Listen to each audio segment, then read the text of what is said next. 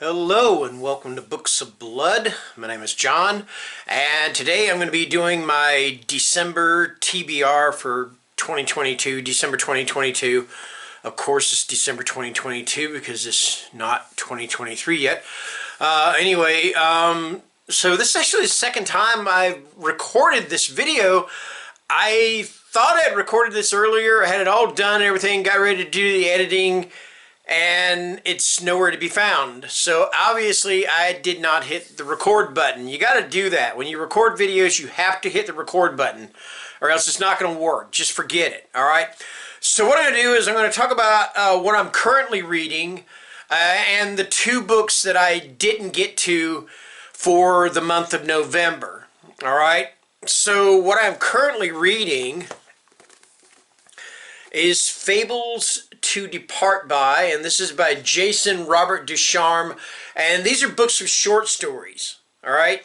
Now, what's interesting about this, or what I like about this, I've only read one story, the very first one, and it's kind of an introduction to the book. Okay. So the one thing about this is that toward the end of the story, here we go. It says, Lafayette turns to you, the reader. You, mon ami, can find more details about this on page 325 of this book. All right? Now, the reason I mention that is because I think this is really cool. When you turn to 325, every story is listed here, and it has trigger warnings. Okay? So, like, if you want to read the second story, I Dream of Venus, you have the warning here that there is gore and suicide, okay? Or if you want to read number 6, Rocking in the Cradle, trauma, PTSD, and survivor's guilt. Or if you want to read number 8, The Tooth Fairy, violence, gore, mutilation, and torture. I think it's really cool of Jason Ducharme to do this. You know, especially nowadays when, yeah, there's a lot of trigger warnings and content warnings and things. So I thought it was really cool that he did this. And it's not a spoiler. You're not giving anything away because he's letting you know you need to turn to this page of the book. You know, to let you know that if you're going to read this story, this is what you're going to read. So you might want to skip it.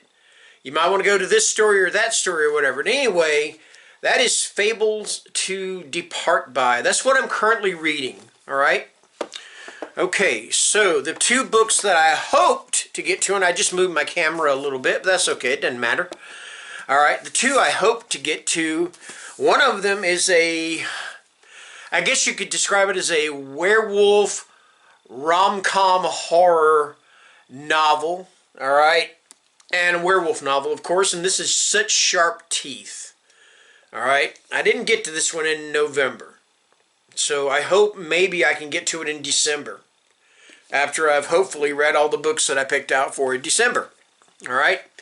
And I did not get to The Hungry Moon, a folk horror novel. This is by Ramsey Campbell.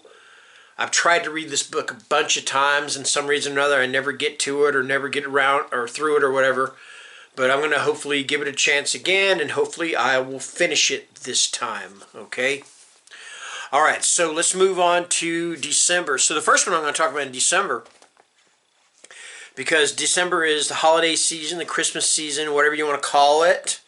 So it seems like the most appropriate time to read Krampus. Okay, Krampus the Yule Lord, and this is by Bram. All right, let's read it here. One Christmas Eve in a small hollow in Boone County, West Virginia, struggling songwriter Jesse Walker witnesses a strange spectacle. 7 devilish figures chasing a man in a red suit toward a sleigh and 8 reindeer. When the reindeer leap skyward, taking the sleigh, Devilman, and Santa into the clouds, screams follow. Moments later, a large sack plummets back to earth. A magical sack that thrusts the down-on-his-luck singer into the clutches of the terrifying Yule Lord, Krampus.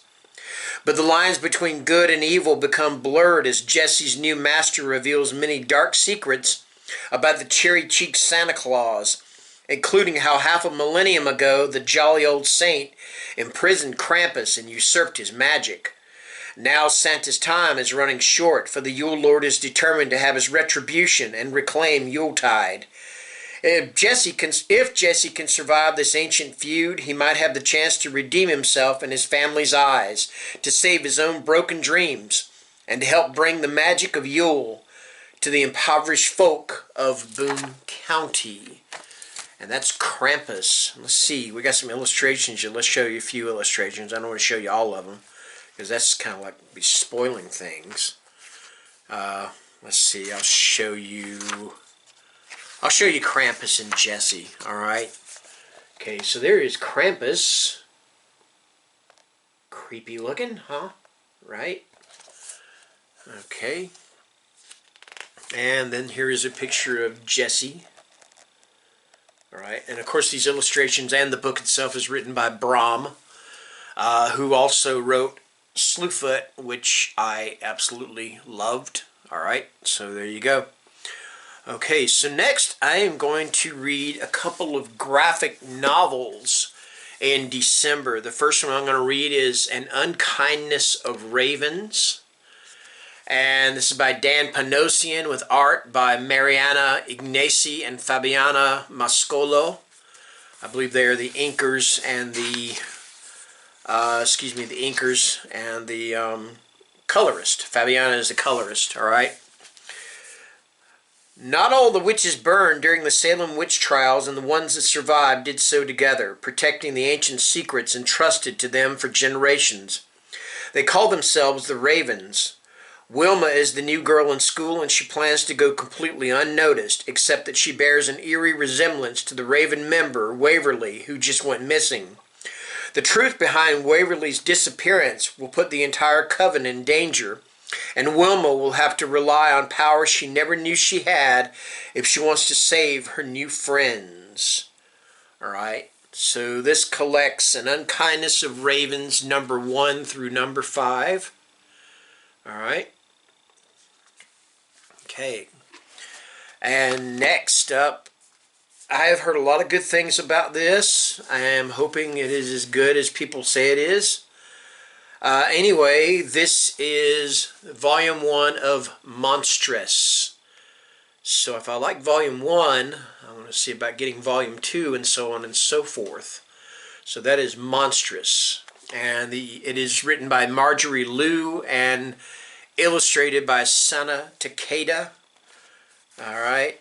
I don't guess that's too risque. I mean, it's covering things up, but there's an example of the art right there. Okay, and let's find another one. I guess find a tamer one, I guess you could say. I didn't think that was so bad. Like I said, it's covering her, parts up, Let's see. Oh, here we go. Here's for chapter 2. Alright. So what is this about? Set in an alternate world of Art Deco beauty and steampunk horror, Monstrous tells the epic story of Maika Halfwolf, a teenage survivor of a cataclysmic war between humans and Arcanics. In the face of oppression and terrible danger, Maika is both hunter and hunted, searching for answers about her mysterious past as those who seek to use her remain just one step behind. And all the while, the monster within her begins to awaken. And this is Volume 1, which is called Awakening. Okay, and let's see, how many copies does this one encapsulate or whatever? Is that the right word, encapsulate? I don't know. 1 through 6. There you go. So that's 1, 2, 3, 4, 5, 6. Yeah, 6 copies, 6 issues. Alright. Okay, so also I plan to read a couple of paperbacks from hell. So let's talk about The Auctioneer first. Not a lot here on it, alright? Harrowing tensions explode in a series of events that could happen anywhere to anyone, just as they do to John Moore, whose days of freedom run out, who is stripped of his possessions, his courage, and his hopes by the ominous presence of a stranger impossible to resist. And that is The Auctioneer. Okay. And last but not least, we got Gwen in Green. And this is by Hugh Zachary. Okay. After receiving a large insurance settlement, young couple Gwen and George fulfill a dream by buying their own little island, a secluded private paradise surrounded by a lush green landscape of plants.